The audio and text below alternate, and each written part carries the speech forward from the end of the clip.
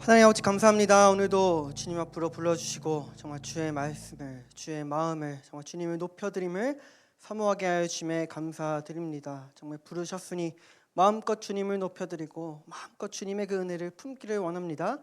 이 밤 우리의 정말 심령 가운데 성령 충만함을 허락하여 주시옵소서. 듣는 자나 전하는 자나 주의 마음으로 듣고 전하는 귀한 시간 될 수 있도록 인도하여 주시옵소서. 감사드리며 예수님의 이름으로 기도드립니다. 오늘 이 밤 우리에게 주시는 하나님의 말씀은 창세기 15장 6절 말씀입니다. 창세기 15장 6절 우리 한 절입니다. 우리 다 함께 읽겠습니다.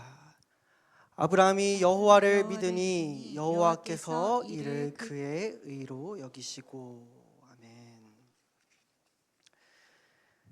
여러분 혹시 신의 악단이라는 영화 아십니까? 지금 영화관에서 상영 중인 영화입니다. 저도 며칠 전에 화요일에 저희 청소년부 아이들하고 같이 수련회 중에 이 영화를 보고 왔습니다.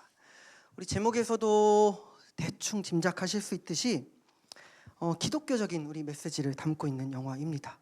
아직 안 보신 분들이 있다면 한번 꼭 영화관 가서 혹은 나중에 보시면서 복음에 대해서 한번 묵상해 보시면 좋을 것 같습니다. 우리 어떤 내용이냐 하면요, 간략하게 얘기해 보자면 우리 북한에서 벌어진 이야기입니다.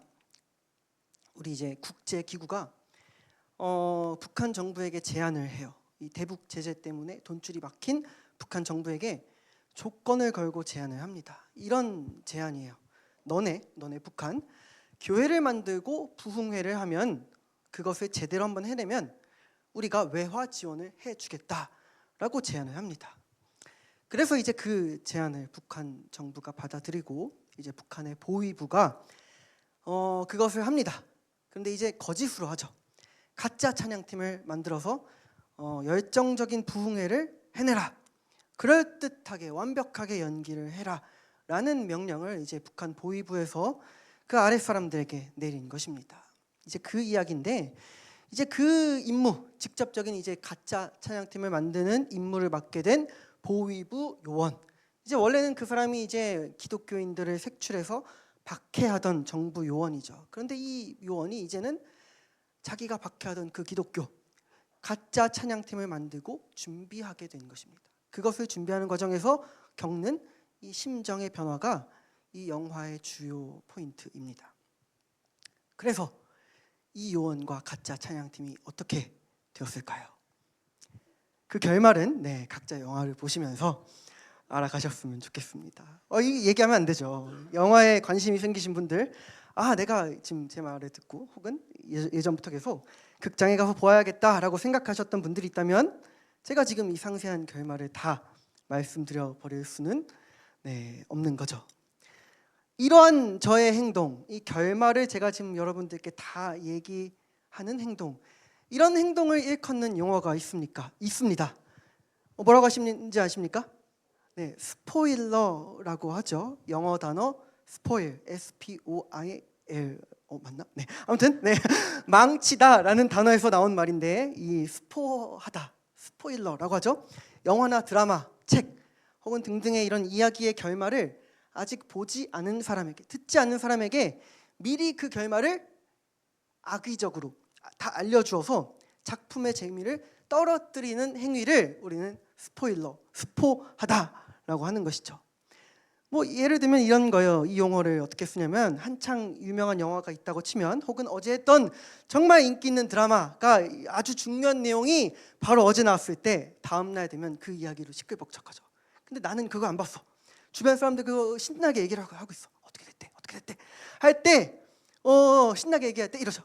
드디어 얘기하지 마 하면서, 그럴 때 스포하지 마라고 하는 것입니다. 그래서 저는 지금 이 신의 악단이라는 영화를 여러분께 스포하지 않은 것입니다. 이처럼 우리가 스포를 하지 않는 것을 미덕으로 여기는 이유는 간단하죠. 그 영화가 제작된 의도, 그 안에 담고 있는 메시지를 제대로 누리고자 하는 사람에게는 스포를 당하지 않아야, 즉 결말을 미리 알지 않아야 그 영화의 진가를 제대로 누릴 수가 있기 때문입니다. 진득하니 앉아서 그 영화를 처음부터 끝까지 그 감정선과 흐름을 쫙 따라가는 것이 그 영화의 진가이기 때문에 우리가 스포일러를 듣지 않는 것을 미덕으로 여깁니다. 저도 참 지금까지 많은 영화를 봤는데요. 이런 영화가 생각납니다. 그 스포를 몰랐기 때문에 더 이 영화의 가치와 의도를 더 정말로 깊이 제대로 누리게 됐던 영화가 있습니다. 사실 이 영화 관심 있는 분들 별로 없으실 것 같은데 바로 스파이더맨이라는 영화입니다. 네, 관심 없으시죠? 근데 한번 들어보십시오. 이 영화의 특징이라면 중요한 특징이라면 21세기 들어서 이 스파이더맨이라는 영화가 세 종류나 만들어졌다는 것입니다. 세 편 아니고요. 세 종류가 만들었어요. 어떤 말이냐면 2000년대 초반에 2003년인가요? 2002년인가 초중반에 스파이더맨이라는 영화가 나와요. 토비 맥과이어라는 배우를 이 주연 스파이더맨 역할을 맡으면서 스파이더맨 시리즈가 나옵니다. 세 편이 나왔어요. 엄청난 인기를 끌었습니다. 엄청난 흥행을 하고 세 편의 인기를 끌었는데 그래서 사람들은 당연히 이제 4편이 나오기를 기대를 했죠. 그런데 이 좀 제작사의 내부 사정과 여러 가지 판권 문제로 이 시리즈를 더 이상 만들 수가 없게 되었습니다. 그래서 많은 팬들이 이 3편 이후에 네 번째 편이 나오지 않고 끊기게 된 것을 정말 아쉬워했습니다. 그런데 그렇게 끊겼는데 2010년대 초반에 이번에 다시 새로운 내용으로 다른 배우를 주연으로 해서 우리 앤드류 가필드라는 배우를 주연으로 해서 스파이더맨을 맡아서 전혀 다른 스파이더맨 시리즈가 또 나왔습니다. 두 편이 나왔어요. 그래서 스파이더맨 팬들은 이 토비 맥과이어 스파이더맨 이전에 나왔던 세 편의 스파이더맨을 더 이상 못 보게 돼서 물론 아쉬워했지만 그래도 나름 새로 나온 이 스파이더맨에 정을 붙이고 이 두 편의 스파이더맨 새로운 스파이더맨 시리즈 역시 인기를 끌게 되었습니다. 그런데 또 이런저런 판권 문제 때문에 이 두 번째 시리즈 또한 더 이상 제작을 할 수가 없게 되었어요. 두 번이나 이 시리즈가 끊기게 된 거예요. 그런데 또 몇 년 후에 새로운 배우로 또 새로운 톰 홀랜드라는 배우를 스파이더맨으로 해서 또 다른 새로운 시리즈가 나왔습니다. 이 시리즈도 엄청난 인기를 끌었어요. 우리 그 어벤져스라고 하죠. 그 시리즈 중 하나인데 아주 큰 인기를 이 세 번째 스파이더맨 시리즈도 끌었습니다. 그런데 이 역대 이 세 번의 스파이더맨 시리즈를 좋아했던 팬들에게는 늘 이 팬들에게 아쉬움이 있었습니다. 이전 배우들의 시리즈들 정붙이고 좋아했던 이전 배우들의 이 스파이더맨 시리즈가 계속해서 이어지지 않고 끊겼다라는 아쉬움이죠. 토비 맥과이어의 스파이더맨, 앤드류 가필드의 스파이더맨. 그런데 2020년대 초반에 어떤 루머가 돌기 시작합니다. 어떤 루머냐면 지금 이 세 번째 스파이더맨, 톰 홀랜드의 스파이더맨이 이제 세 번째 편이 제작되는 중인데 루머가 나옵니다. 여기에 이 세 번째 편에 이전 스파이더맨 배우들 토비 맥과이어와 앤드류 가필드가 모두 그 스파이더맨 그대로 등장을 한다는 것입니다. 그러니까 총 3명의 스파이더맨이 이번에 제작되는 스파이더맨에 나온다라는 것이죠. 뭐 이런 설정이에요. 뭐 세계의 각자 다른 시공간에 사는 스파이더맨들이 뭐 한 군데 모이게 된다라는 그런 설정인데 아무튼 그런 영화가 지금 만들어진다라는 소식입니다. 이 루머를 들은 이제 오래된 스파이더맨 팬들 사이에서 이제 난리가 난 거죠. 내가 그 어린 시절에 봐왔던 스파이더맨, 더 이상 못 봤던 그 토비 맥과이어, 앤드류 가필드 스파이더맨이 다시 모인다. 내가 좋아하는 이 스파이더맨 3명이 한 자리에 모인다. 난리가 난 거예요. 또 논란도 엄청나게 일었어요. 루머다. 말이 되냐? 그런 일이 있냐? 판권 문제 어떻게 할 거냐? 그래도 진짜일까? 진짜였으면 좋겠다. 정말 행복할 것 같다. 이런 말들이 전 세계 스파이더맨 팬들 사이에서 돌기 시작했습니다. 그래서 영화가 개봉하는 그 순간까지 정말 이 팬들은 흥분의 도가니였어요. 영화 제작사는 당연히 어떤 말도 하지 않았고요. 공식적인 어떤 말도 하지 않았고 영화 제작 현장도 철저히 비밀리에 붙여졌습니다. 많은 언론들이 이 스파이더맨 배우들을 찾아갔어요. 정말로 당신들 이번 한 영화에 모두 나옵니까? 집요하게 질문을 했어요. 특히 이 두 번째 스파이더맨이었던 앤드류 가필드가 정말 언론의 집중 폭격을 받아요. 근데 이 앤드류 가필드가 정말 혼신을 다해서 그럴 일 없다. 나는 안 나온다라는 말을 영화 개봉 직전까지 전날까지도 혼신의 힘을 다해서 부인을 합니다. 그리고 영화 개봉 날 수많은 전 세계의 팬들이 극장으로 달려갔죠. 저도 있었어요. 과연 세 명의 스파이더맨들이 모두 나왔을까요? 나왔습니다. 저도 그 영화에서 보았는데요. 여러분 옛날에 영화 우리나라에서도 옛날에서 극장에서 영화 내용 때문에 박수를 치는 일이 자주 있었다고 합니다. 혹시 기억이 있으신 분 있으십니까? 저는 없어요. 80년대 이럴 때 그랬다는데 저는 살면서 영화관에서 우리나라 사람들이 박수를 치는 것을 경험해 본 적이 없었습니다. 그런데 저는 이때 그것을 처음으로 봤습니다. 영화 중반부에 갑자기 앤드류 가필드의 스파이더맨과 토비 맥과이어의 스파이더맨이 등장을 합니다. 그 순간 이 개봉일을 위해 기다려왔던 그 영화관에 있던 팬들이 박수를 쳤습니다. 정말 저도 이 한 사람의 팬, 저 그 정도까지 팬 아니었던 것 같은데 아무튼 한 사람의 팬으로서 이 토비 맥과이어가 갑자기 스크린에 딱 등장하는 순간 전율을 느끼게 되었습니다. 저도 모르게 이 인파를 따라서 박수를 치고 있었습니다. 잘 이해하지 못하시겠지만 정말 이 전율, 그때 들었던 이 감정은 마치 이 영화 제작사에게 선물을 받은 것 같은 느낌이었습니다. 아무튼 이랬는데 만약에 제작사가 이 비밀 3명의 스파이더맨이 모두 등장합니다 라고 진작에 이야기를 했다면, 혹은 이 비밀을 철저히 지키지 않았고 제가 그것을 이미 다 알고 있는 상태로 영화를 봤다면 이 전율과 감동이 느껴졌을까요? 박수가 우러러 나왔을까요? 아마 저는 그러지 않았을 거라고 생각합니다. 다시 말하면 제가 이 영화의 스포일러를 몰랐기 때문에 이 영화의 제작 의도와 진가를 그 자리에서 제대로 누릴 수가 있었던 것입니다. 여러분, 이것이 우리가 스포일러를 하지 않는 미덕, 우리가 스포를 하지 않고 영화를 보는 진가입니다. 그래서 영화가 되었든 이야기가 되었든 이 결말에 대한 스포를 당하지 않아야 그 진가를 제대로 누릴 수 있는 경우가 아주 많습니다. 그런데 제가 이 얘기를 왜 했냐? 우리 보통의 이야기들은 이러하죠. 그런데 어떤 이야기가 있어요. 오히려 결말에 대한 스포가 나와 있기 때문에 그 진가가 드러나는 이야기가 있습니다. 여러분, 그것이 무엇일까요? 무엇이죠?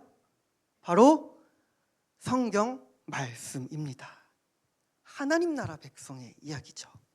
우리 이 성경 말씀은요, 그것을 믿는 하나님 나라 백성들의 이야기입니다. 우리 삶의 이야기라고 할 수 있죠. 그렇기 때문에 이 이야기는 현재 진행형이에요. 아직 그 이야기에 결말이 다 오지 않은 이야기가 바로 우리 삶의 이야기, 하나님 백성의 이야기, 복음의 이야기, 말씀의 이야기입니다. 그런데 이 삶의 드라마, 하나님 나라 백성의 드라마는 모든 스포가, 모든 결말이 이미 다 드러나 있습니다. 다시 말하자면요, 성경은요, 우리에게 그 이야기의 결말 스포를 막지 않습니다. 오히려 아주 적극적으로 그 결말을 우리에게 다 알려줍니다. 우리 한번 가정을 해보았으면 좋겠습니다. 만약에 하나님 나라 백성의 이야기가, 성경이 스포가 드러나지 않았다라고 가정해 본다면, 그러니까 하나님 나라 백성의 최후를 이 성경에서 다 알려주시지 않았다면 성경과 설교는 이렇게 되었을 것입니다. 이랬을 것 같아요. 여러분, 예수님께서 십자가에서 죽으셨어요. 그 뒤로는 어떻게 되는지 모르겠습니다. 한번 믿어볼까요? 믿어보면 구원을 받을 수 있을 것 같기도 하고, 성경에 안 나와 있어서 잘 모르겠습니다. 우린 결국 죄 때문에 다 죽죠. 그러고 나서 어떻게 될지 모르겠어요. 다 죄인인데 심판받겠죠. 이렇게 될 거예요. 성경에서 결론을 알려주시지 않았다면 우리의 말씀의 이야기는 여기까지일 것입니다. 그런데 그렇지 않죠. 하나님께서는 우리에게 믿는 자의 결말을 완벽하게 다 알려주셨습니다. 어정쩡하게 긴가민가하게 정말 이 쫄깃쫄깃한 예고편 마냥 알듯 말듯하게 알려주신 것도 아니고 확실하게 강력하게 모든 스포, 모든 결말을 우리에게 다 알려주셨습니다. 그렇기 때문에 우리 주를 믿는 백성, 우리의 삶의 드라마는 모든 결말이 이미 다 드러나 있습니다. 성경은요, 세상의 영화나 이야기, 스파이더맨과는 다르게 그 결말이 다 드러나 있기 때문에 진정한 가치가 있는 것입니다. 여러분, 그 결말이 무엇이죠? 우리가 다 당해버린, 예수님께서, 하나님께서 다 우리에게 당하게 해주신 스포, 그 결말이 무엇입니까? 이것이죠. 하나님께서 세상을 이처럼 사랑하사 독생자를 주셨으니 이는 그를 믿는 자마다 멸망하지 않고 영생을 얻게 하려 하심이라. 예수께서 이르시되 나는 부활이요 생명이니 나를 믿는 자는 죽어도 살겠고 무릇 살아서 나를 믿는 자는 영원히 죽지 아니하리니 이 스포를 너가 믿느냐? 여러분, 우리 이 스포를 믿습니까? 아멘입니다. 여러분, 그래서 하나님 나라 백성된 우리의 삶은 이렇게 정의할 수 있습니다. 그 스포를 믿는 것을 기준으로 삼고 살아가는 드라마라고 할 수 있습니다. 예수님께서 나를 구원하셨다는 것을 믿고 그 예수님으로 인해 영생과 하나님 나라를 누릴 수 있다는 그 결말을 믿으면서 우리의 삶에서 예수님을 따라가자, 예수님을 닮아가자, 예수님처럼 살아가자. 그것이 이 스포일러를 아는 자로서의 삶의 기준이 되는 것입니다. 스포일러를 다 아는 사람으로서 우리 삶의 방향을 우리는 그저 다 들었기 때문에 다 들은 대로 거기에 방향을 맞추기만 하면 되는 것이죠. 우리는 그래서 성경에서 다 이미 들었기 때문에 삶에 주어지는 여러 선택의 순간에 우리는 예수님의 길을 선택할 수 있습니다. 믿음의 길을 선택할 수 있게 됩니다. 성경에 다 나와 있기 때문에 우리는 어떤 선택을 해야 하나님 나라의 스포, 하나님 나라의 결말다운 선택인지 우리는 다 성경을 통해 알고 있는 것입니다.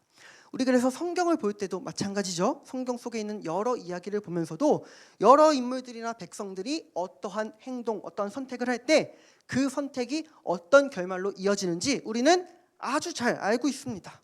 믿음의 인물들을 보면서 그렇지 이것이 믿음의 선택이지, 이것이 하나님 나라 백성다운 모습이지 라고 우리는 알고 있습니다.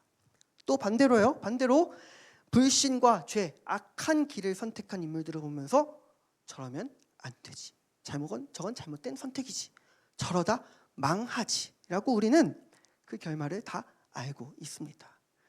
많은 이야기가 있죠. 근데 좋은 예시가 하나 있어요. 가나안 땅을 정탐했던 이야기입니다.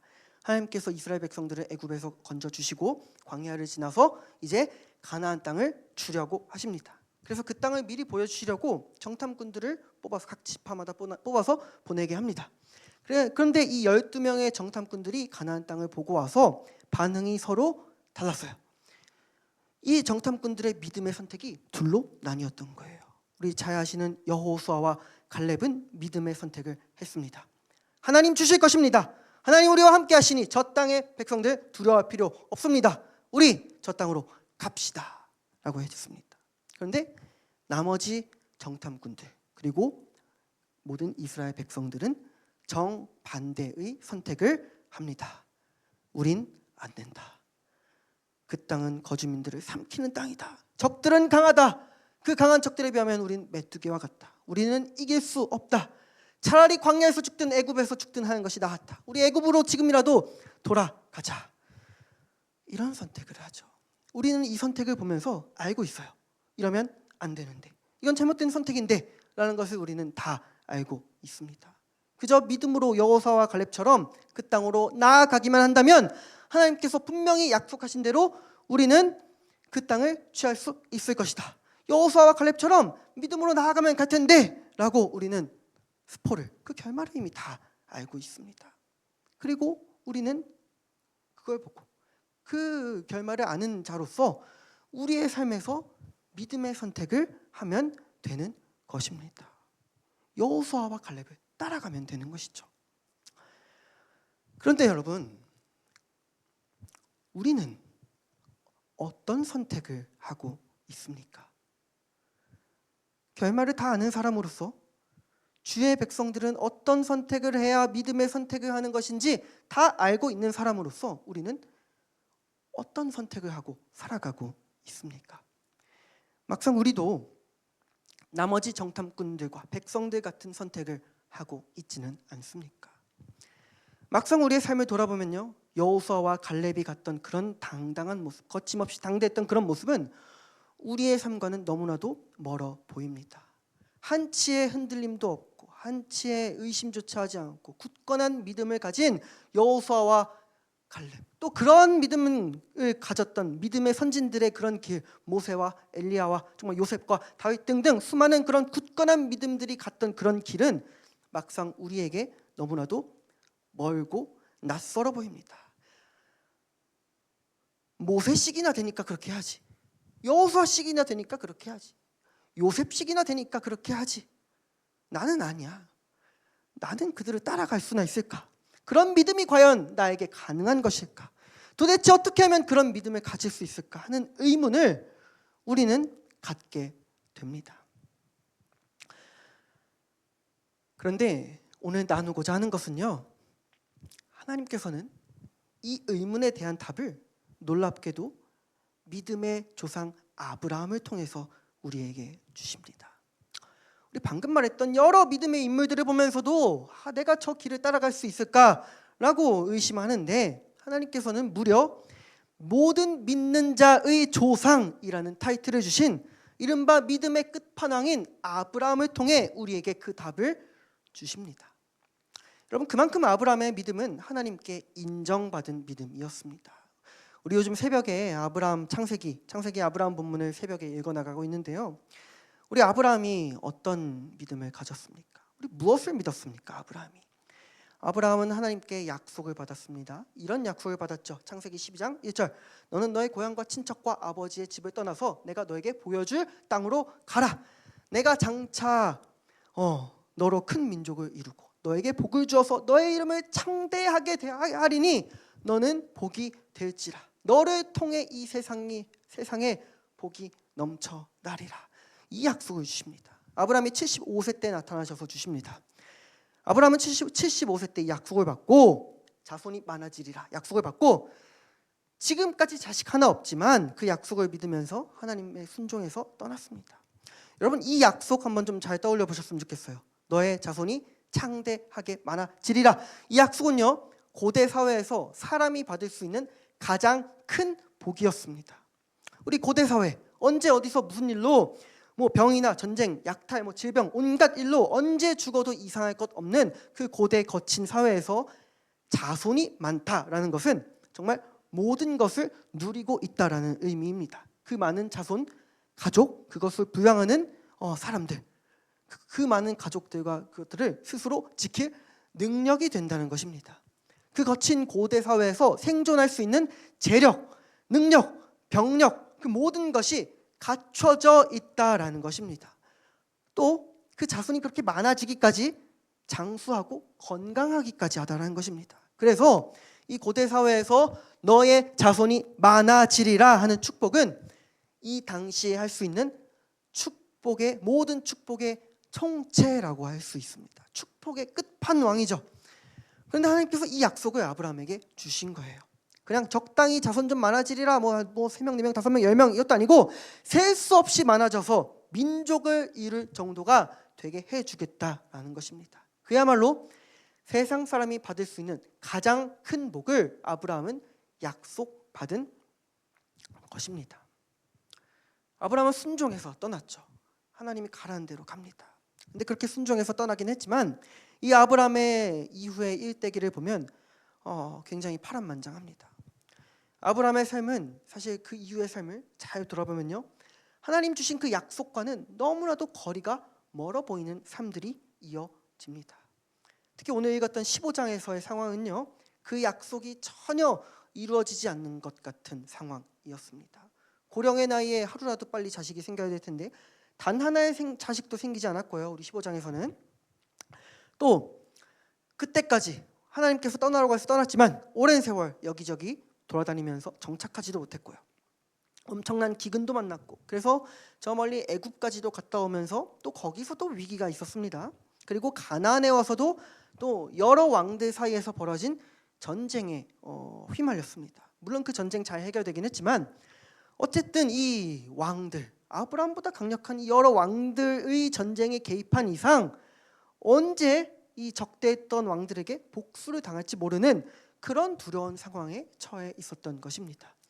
하나님의 약속이 조금이라도 진척되기는커녕 단 하나의 자식도 없고 정착한 곳도 없고 그나마 있는 재산과 무리들도 지금 전쟁 때문에 언제 몰살당할지 모르는 그런 상황에 아브라함은 놓여 있었던 것입니다. 네, 하나님 따르겠습니다 라고 했지만 막상 아브라함의 현실은 하나님의 약속하심과 전혀 거리가 멀어 보였던 것입니다.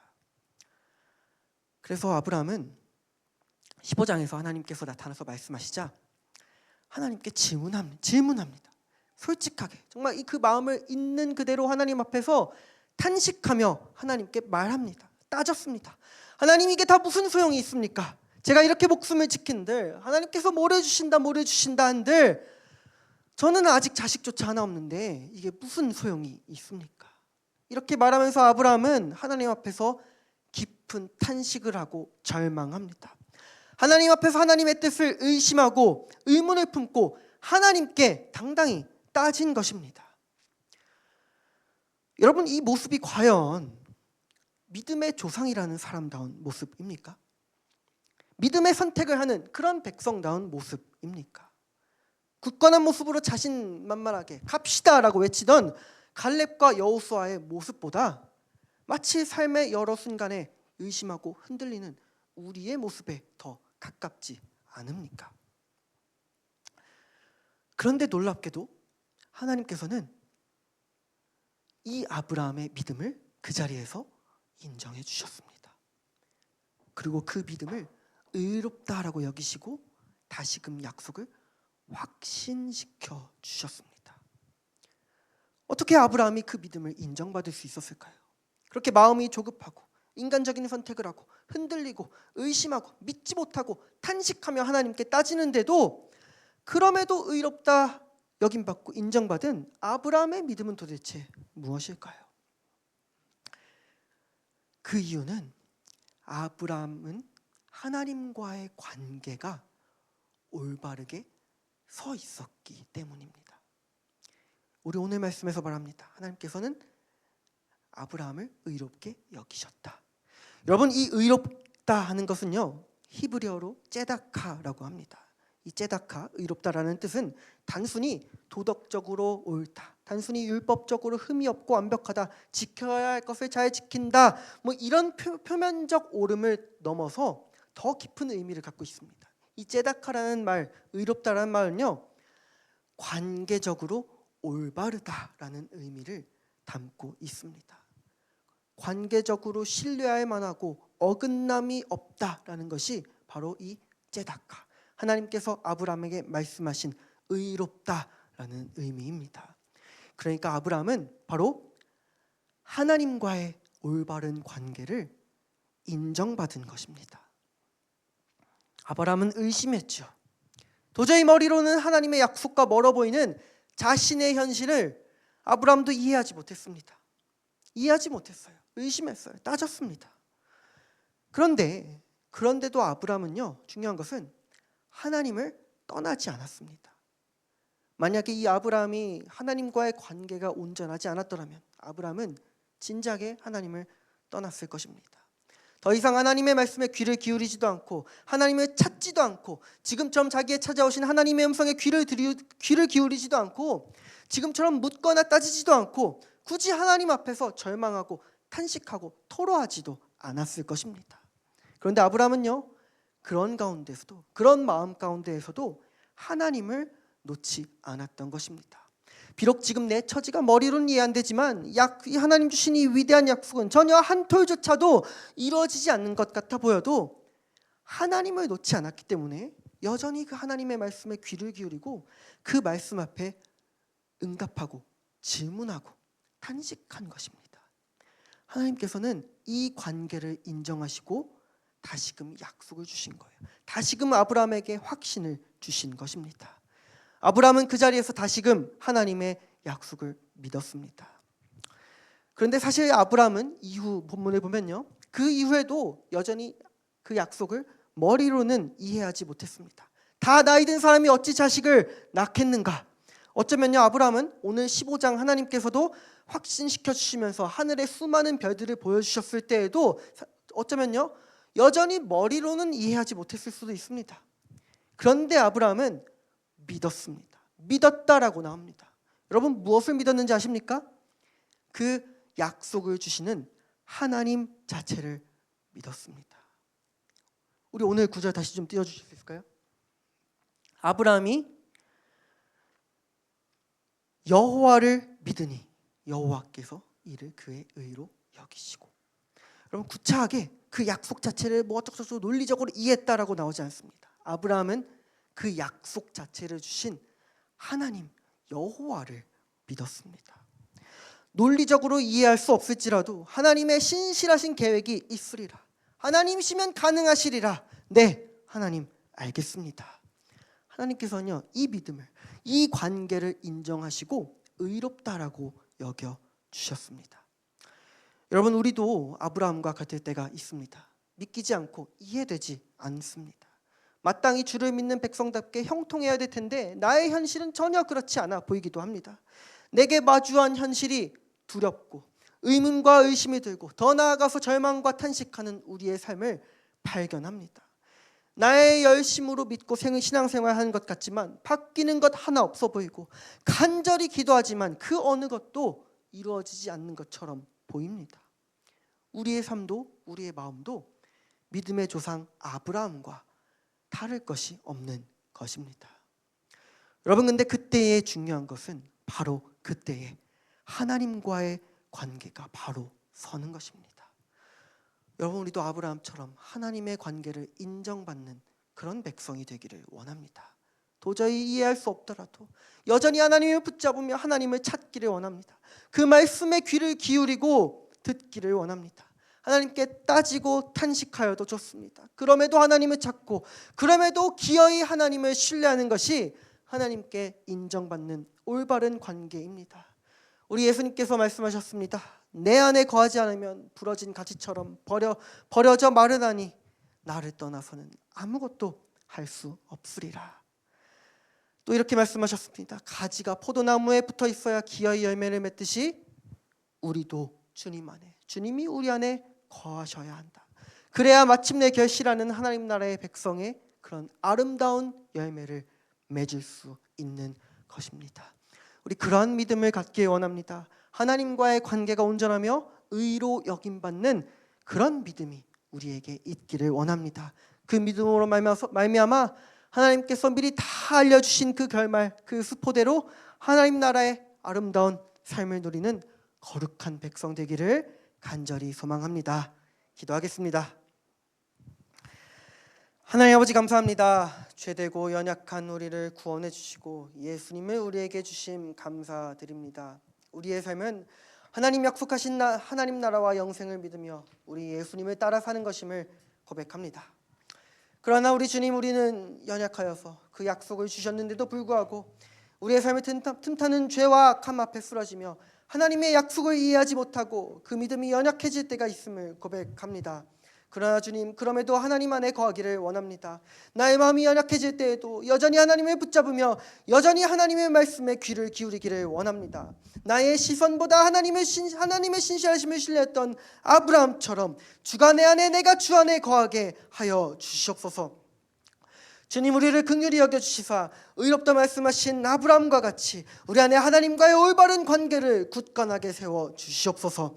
그로 말미암아 아브라함처럼, 그로 말미암아 믿음의 선진들처럼 아름다운 하나님 나라의 삶을 누리며 하나님께 영광 돌리는 거룩하고 복된 백성 되게 하여 주시옵소서. 이 모든 말씀 예수님의 이름으로 기도드립니다.